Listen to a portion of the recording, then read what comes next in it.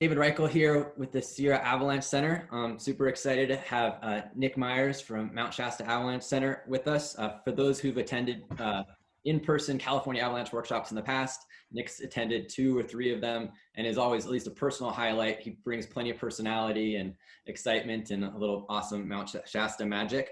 But Nick, can you maybe start off saying how you're doing and explain your title more formally than what I just did, because you wear a bunch of hats up in Shasta year round. Yeah, thanks, Dave. My name is Nick Meyers, and I work for the U.S. Forest Service Mount Shasta Avalanche Center, and also function as the lead climbing ranger on the mountain. Help command a group of 3 to 4 guys, usually in the summertime, doing climbing ranger, wilderness ranger type duties on the big dome in my background there. And then, yeah, Avalanche Center in the wintertime, the rangering duties really don't go away in the wintertime. That's kind of something unique about the Avalanche Center and the work we do, is that we're still patrolling and doing some law enforcement type stuff, which is our least favorite part of the job. But that goes along with the Avalanche Center work in the wintertime. And the Avalanche Center is going up on its 22nd year of operation, I believe. And it's my let's see, I started in 2002 as a climbing ranger, seasonal, until 2010 when I got a permanent job, and here I be. Awesome. How are you doing personally? I mean, I know that you were just out on a fire recently, and how are you hanging in there we're recording this in mid-September? Yeah, I'm doing well, all things considered. Interesting times, to say the least. I've been hearing that a lot from everybody, and that it definitely is true. Pretty interesting, but I've been doing everything we can to help out with the fires and just, with recreation and whatnot. We have had a pretty bonkers summer on the mountain. The woods have been crawling with people, mountains of trash, human waste issues. Yeah, you name it. It's been pretty wild on the hill. All the ball games, all the music festivals, everything is canceled. And so people are going camping, and we definitely saw that. But doing well, helped out with a few fire down outside west of Red Bluff. And then otherwise holding the fort down here and tinkering around the house a bunch, putting in a little garage and building some mini bike trails around the house, and just being an immature adult. Sounds awesome. Keep doing that. Nick, I hear you have a potential position that you want to let folks know about up on the dome. Yeah, I thought this would be a good opportunity just to let everyone know that we will be hiring a position this fall. It is a permanent 18-8 GS6 position, and it will function, the incumbent will function as an avalanche forecaster / climbing ranger. It's the 18-8 schedule, so you end up getting laid off usually a couple months out of the season.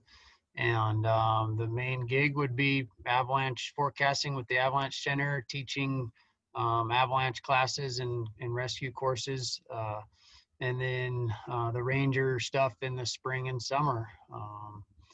The duty station is Mount Shasta, California. And the outreach has not come out yet, but it will soon, and we'll post it on our website, Facebook. We'll send it out through Carl Berkland's email list and blast it out, get it up on AAA, and try to let everyone know and get some good candidates. And it's a dream position, so hopefully, yeah. So if you're not familiar with the Forest Service, nomenclature, that's a year-round position on Mount Shasta, working in the spring, summer, climbing ranger stuff, in the winter, avalanche forecasting stuff. And then you get laid off, AKA you have to, go to Baja or something for a few weeks of surfcation, right? That's it. You nail it. Yeah. Sounds miserable. Yeah, there we are right there. You get to work up there, right? Awesome. Well, I'm gonna go talk to my wife, and we'll see what she says. All right. I'm pretty sure she can say no for me, but that's awesome. Congratulations for you. And I mean, I know that getting those sort of, movements like this are really important to provide stability for Avalanche centers and all that stuff. And I know that behind the scenes, like you and I'm sure other people have been working hard to get the Forest Service to kind of come to this position. So that's a great move for the Mount Shasta Avalanche Center. Absolutely. We're really excited. All right, let's transition to the winter of 2020, 2021. These are impossible questions, but obviously some of the craziness is going to continue probably until at least the start of this winter. How's it looking from your perspective, putting on your forecaster hat? Yeah, for one, we're hoping for just some good winter with some snow would be great. A good start. Definitely put a damper on the fires. Our operation is going to function or look much like it has in the past. We're going to have 3 forecasters doing 7-day-a-week forecasts, and we'll have, we're still kind of sussing out what our Avalanche education component will look like. I think we are still going to do companion rescue clinics. Those are outside. Pretty much indoor stuff will have to be kind of restructured a little bit. We usually do avalanche awareness every Friday night, first of the month. And so that may look a little different, but things are set up pretty well. We got the same staff as we've had last year. Our Friends group is going through a few changes. The Friends group is reaching out and hiring a new executive director position, and still accepting applications for that now. So if anybody's interested, it's a pretty cool position in a cool place. And so that's happening. Other than that, yeah, kind of ops normal, so to speak. Yeah, nothing too notable. I guess our fundraising efforts will also look different with the Friends group. So we're sussing that out as well. Yeah, but just speaking from the Sierra Avalanche Center, and a lot of these challenges are essentially the same. Like we're in the same boat, right? Like almost all of our events have been canceled because we partner with almost all of those events. I think the California Avalanche Workshop might be the only one that we're like really the lead organizer of. And this is the California Avalanche Workshop for this season. So it's not as it was. And so we're looking at a radical change in sort of the shop-based awareness things and the bar-based awareness things and some of the fundraisers that are attached to those. So yeah, for both the Mount Shasta Avalanche Center and the Sierra Avalanche Center, and I'm sure every Avalanche Center in the country, that's a big change, especially on the Friends kind of support side of things, for sure. Yeah, the Friends is they have been doing well, and we've got kind of a little extra kitty to help support sort of rough times, kind of like now. So it might be one of those years where we just sort of get by with our sort of bottom line operations and reset, rethink, and then maybe. Yeah, I don't know. See what comes of it all. Tough to say. It's tough to say. The uncertainty of this time period is one of the kind of like challenging times of living through this 2020. Yeah, and then I've been reading a lot of Avalanche centers expecting a lot of use this winter, kind of like what we saw this winter. So, summer. So, thinking about that, I know Mount Shasta has been super popular these past few seasons just because it's one of the few zones in the Northern California area that has been getting decent snow. So the Bunny Flat saga continues. Get there early, get parking. Yeah. Do you have, I know that this from reports from Friends up in the Shasta zone. I know that, like you said previously, like, the forests are crawling with people. It's just super busy. In Tahoe, we're seeing the same thing, although I think we have less of a dispersed camping scene here than you guys have up in your neck of the woods, but still, like, just for understandable, normal reasons, there's just tons of people out. I don't know if there's an answer to this, but have you learned any lessons from dealing with that and over the summer that you are going to try and carry over to winter?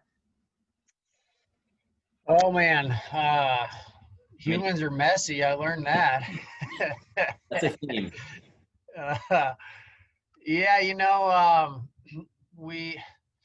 It's a little bit different use in the wintertime. Our clientele, quote unquote, in the wintertime are definitely different, and they're much more respectful and nice, pretty well-to-do folks, for lack of a better description, I guess.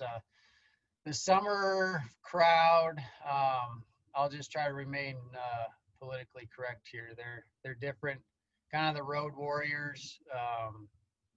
Yeah, it's different. As far as tactics I'd carry over, I don't know. We are talking about it, putting forth some stay limits for some of these high use areas, especially these high use dispersed camping areas where we'd have enforceable stay limits, which are less than what it is now, which is 30 days. So that could be helpful. And for some of these issues that we're having, I think we got to be better at writing citations, which I don't like the thought of, but a couple citations go a long way. And I've written one citation in 20 years, if that tells you what kind of a law enforcement officer I am. We usually try to just engineer for compliance and be good guys, but yeah, I don't know. It's a tough question. I mean, we're getting that here in the Sierra Avalanche Center as well, and like how we're going to prepare and plan for the expected increase in use. And we haven't gotten any additional resources or tools, so it's we'll do our best, but it's a really challenging one. I think your point though, that like the summer use patterns versus winter use patterns everywhere, but on Mount Shasta, in the Mount Shasta forest area in general, is quite different. So yeah, the avalanche stuff in the summer is non-existent, and you kind of put that hat on much more in a big time in the winter. Yeah. Speaking of avalanches, I want to just kind of travel back in time for a second and ask you for your recollections on the really enormous Valentine's Day slide from 2019, I think it was. I saw pictures. There's a big storm cycle, big atmospheric river hit California, hit Northern California, bringing in tons of moisture, and then and correct me if I get any of this wrong, but you couldn't drive up to the Bunny. The Everett was shut, I think, for a couple of days, and just massively storming. So there was a little bit of a lag when no one could get near the mountain, but once people could, there was this massive debris from an avalanche that went during the peak of the storm that came down, like half mile from Bunny? I mean, it was really close. Yeah, it was about a 10-minute walk, casual walk from Bunny Flat. It came down to a little over 7,000 feet there. And yeah, I was actually, I think, at home that morning, kind of finishing up the forecast. The mountain, the road, the Everett Memorial Highway had been closed, and it had just been hammering down for several days. Just a classic big old storm, and road finally opened, and a few locals got up there, and it was about 7:30 in the morning when my friend texted me a photo, and I forget what it said exactly, but he just was like, "Are you aware of this avalanche?" I mean, it was a mountain of debris down in like a spot where you got to rub your eyes and see, like, am I actually seeing this? And I was not aware of it, so I think we had best guessed that it had occurred on the early morning of Valentine's Day. And the avalanche was in Avalanche Gulch and started up near Red Banks area, which is about 12,500 feet, and traveled several miles all the way down Avalanche Gulch proper. Now, Avalanche Gulch is a pretty big kind of, U-shaped sort of canyon valley there. And Avalanche Gulch proper, most slides that come down the gulch will funnel down what we call Abbey Gulch proper. And if you're looking at Avalanche Gulch, it's the looker's right, very prominent, just slice down the gully there, and came all the way down that and then snaked its way down below tree line. And it was incredible to see the aftermath go up on a clear day. The walls of the gully were like glacially polished. It was rock hard ice. You could see different layers of the snow, and it was solid ice. There was areas where it had scraped trees and just almost like a laser etched, just sheared off the bark and the side of trees really, really cleanly. And it was just incredible, the heat, the power, the force behind all that, that movement.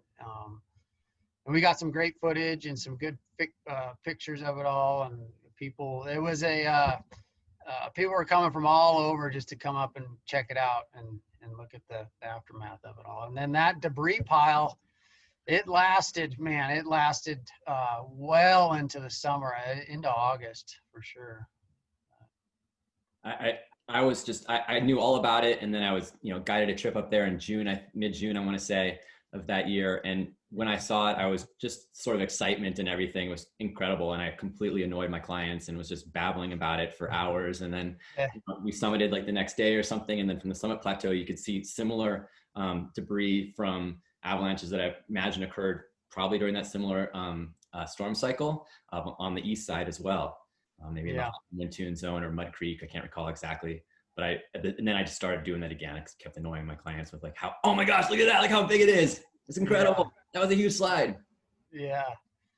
Yeah. Avalanches, everyone asks, was that the biggest one ever? Or, anything like that. And certainly Mount Shasta has seen avalanches that big. And, talking from to folks that have been here a long time, maybe once in every 10 to 15 years, a big avalanche like that will occur. I think it's one of the interesting things too for, Californians or West Coasters, like, it doesn't take a huge avalanche to kill a human being, right? Like we're pretty small, we're pretty soft, we get bent around a tree and it's not good for us. But from like reading literature that in the Himalaya or whatever, they have these massive, massive avalanches that happen. And like, Shasta is kind of one of our places that like approximate that, that's certainly the biggest, top to bottom, like avalanche I'd ever seen. And totally. And just for, someone who lives in the Western US, like there's not that, the Cascades are our closest approximation to that stuff. And it's a cool opportunity to just get humbled a little bit and realize how powerful these things can be. Absolutely. Yeah. California, a giant avalanche like that. That's big news, big time. It was exciting. Especially in kind of these crappy winters. We get excited over a piddly little avalanche and then you see something like that and you're like, oh my God. Absolutely. Cool. I wanted to check in, like, one of the highlights of the Friends of the Mount Shasta Avalanche Center has been like the Ascension race and the ball and stuff like that. One of the big fundraising events. I don't think you guys have a date yet for that. If there's some uncertainty with what that might look like given the state of the world when it would roll around. But I just want to say that like, one of these years I'm personally going to make the Ascension race. Cause like I've watched like photos and everything of it for years and it looks like super, super fun and silly and just awesome Shasta craziness. Do you have any highlights from that event personally? Yeah, it's been a hoot. We, my wife started that event along with her friend Brett. I think it's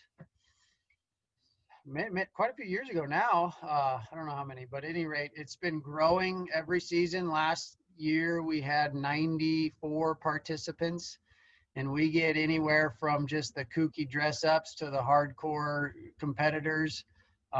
We've been having it the same course every year, so conditions change and the course sometimes will vary just slightly, but we kind of have like a course record going. Sub 1 hour is pretty damn fast, which has been done.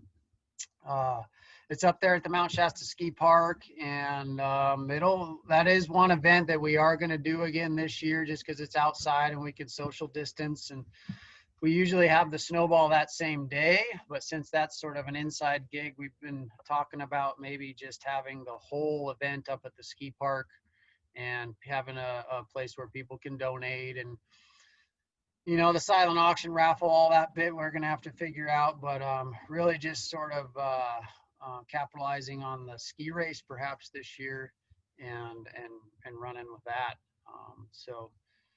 It's usually the third week in January, third weekend, the third Saturday in January is typically when we have it, but we'll try to coordinate with other local folks and not double book or whatever, but that's what we're shooting for. And it's a whole lot of fun. It's really good. I like that it's a hardcore rondo race for those who want to do that, but there's also like costumes and silliness and sort of like, Mount Shasta's beta breakers or whatever kind of, and I like that personally. Cause like, I want to be like a hardcore rondo racer, but I'll probably be more in like the costume end. And it kind of like saves space for me not to be as fast as I pretend I want to be. Yeah, it's super fun. I usually end up commentating. That's actually my favorite part. I get to make fun of everybody. You would be good at that. You would be good at that. Awesome. Awesome. Well, thanks so much, Nick. And best of luck to you for the rest of the fall fire season and everything. And hope you guys have an awesome winter up there. Thanks, Dave. Really appreciate your time. And you guys know where to find us. ShastaAvalanche.org is our website. It's up and running. And for climbers or just people interested in info on Shasta, we do climbing updates all summer long, and all our weather stations are still up. And that's the best place to look for information on Shasta. And if you have any questions, people can get a hold of me, my email on there as well. And holler anytime. We love sharing what we know. Awesome. Thanks, Nick. Yeah. Thanks, Dave.